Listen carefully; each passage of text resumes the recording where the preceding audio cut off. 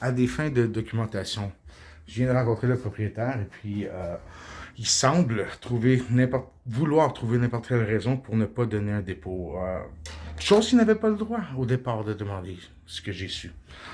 Euh, Maintenant, je crois fortement qu'il est payé pour peut-être pas participer au crime, mais fermer les yeux et puis clairement prendre une opinion subjective par rapport à la situation.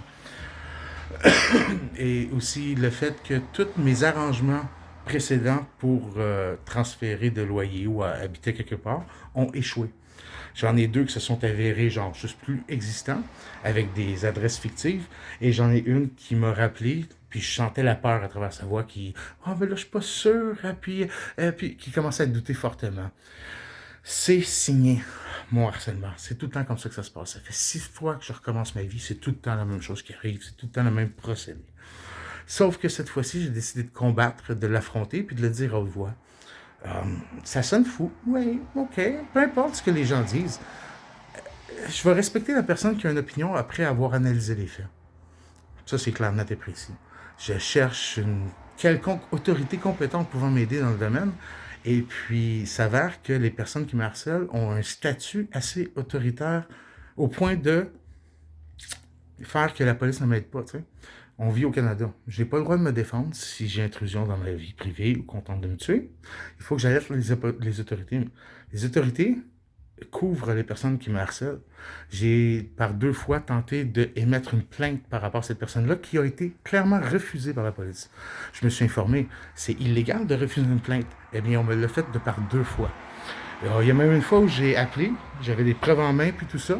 On a rejeté ça du revers de la main, puis on a tout fait pour me faire la fermer.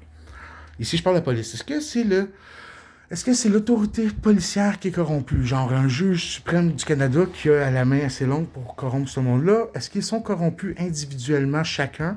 Je peux pas le dire. La seule chose que je pourrais dire, c'est que Mario a des personnes de choix à appeler lorsqu'il sent que la police va arriver. Il y a des manières de faire croire à moi qu'il... euh, c'est un jeu de manipulation. Les dernières personnes avec qui il s'est associé, ils font de la fraude, de la manipulation, ils poussent les gens au suicide. Ça laisse pas de traces, et puis eux autres font maximum profit avec le nom et les dividendes de fraude qu'ils peuvent faire de ce nom. C'est ma vie d'aujourd'hui. Le 27 décembre, je me retrouve à la rue, et puis j'ai pas rien. Je vais survivre, je commence à être habitué, ça fait 6 fois. Quand même que je suis dehors tout nu dans la rue, ben je m'en vais sourire en dansant en claquette parce que Chris, la seule chose qu'ils veulent, c'est que je me détériore et que je me mette à pleurer parce que je vois plus de solution.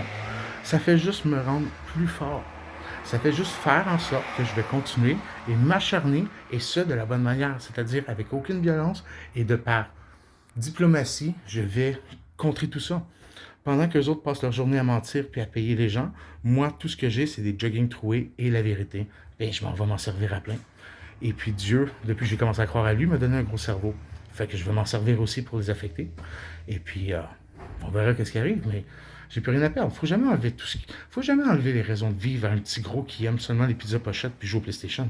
Faut pas s'attaquer à ça. Je voulais la paix. Mais là, ils se sont rendus compte que je suis plus fort qu'ils pensaient. Je vais me départir de n'importe quoi, puis je vais les pointer du doigt en m'en allant. Tout le temps. Fait que Mario Hull, Joigny, toutes les personnes qui habitent au 286 et au 284 de la rue Baby, c'est condamné. C'est condamné à fond. La police, quand elle vient ici, elle baisse les flashs. C'est pas averti. Les gens sont contaminés. Et puis mes harceleurs sont les gens qui ont le contrôle sur cette rue, mettons. Ils ont le contrôle sur beaucoup plus que des rues. C'est Mario Hull qui, principalement, doit avoir des... La manière que la situation se démontre, là, c'est comme s'il faisait partie d'une agence gouvernementale et puis qu'il leur mentirait en donnant de fausses preuves pour continuer à me harceler et me faire porter le chapeau sur les crimes que lui, il commet.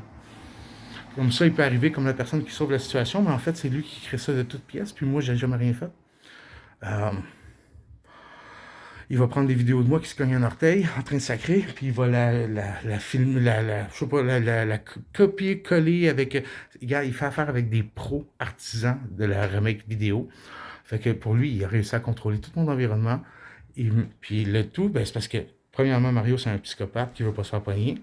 Deuxièmement, j'aurais des fraudes à propos de mon nom sur un décès, whatever, des fraudes, assurances et compagnie, des fraudes immobilières. Et aussi, j'aurais peut-être un héritage caché en quelque part qu'il aurait mis la main dessus depuis que je suis né. Finalement, ma vie est une pièce de théâtre. J'ai besoin de quelqu'un pour m'aider à savoir la vérité. Qu'est-ce qui arrive avec tout ça? Moi, je n'ai que des petits faits de citoyens qui peut cumuler, mais sans plus, hein. Je m'en vais voir quelqu'un en autorité. Il me dit, ouais, mais pourquoi? Qu'est-ce qui arrive? Pourquoi? Puis c'est ça. Si tu te fais poignarder par un psychopathe 12 fois, là, ça se peut que tu sois pas capable d'expliquer à la police les motifs du gars qui t'a poignardé. Alors, vous comprenez? J'arrive à un certain point où je suis obligé de lâcher prise, puis juste penser à maintenir mon mental heureux et adéquat, puis en forme pour que lorsque la situation se présentera, je pourrai prendre avantage dessus pour réclamer justice et tout. Je m'appelle Sébastien Cormier-Dehors. Je suis aujourd'hui mis en dehors du 286 Baby. La place où j'étais avant appartenait aussi à Mario. C'était le 94 Lorimier. Et avant ça, j'étais au 638 Arthur Normand. Ils ont contaminé mon environnement encore une fois. Ça, c'est juste depuis que j'étais à Joliette depuis 1 an. Ça fait 3 places. Les 5 dernières années se sont passées comme ça. Et Mario, lui tout seul, depuis au-delà de 20 ans, il me fait souffrir.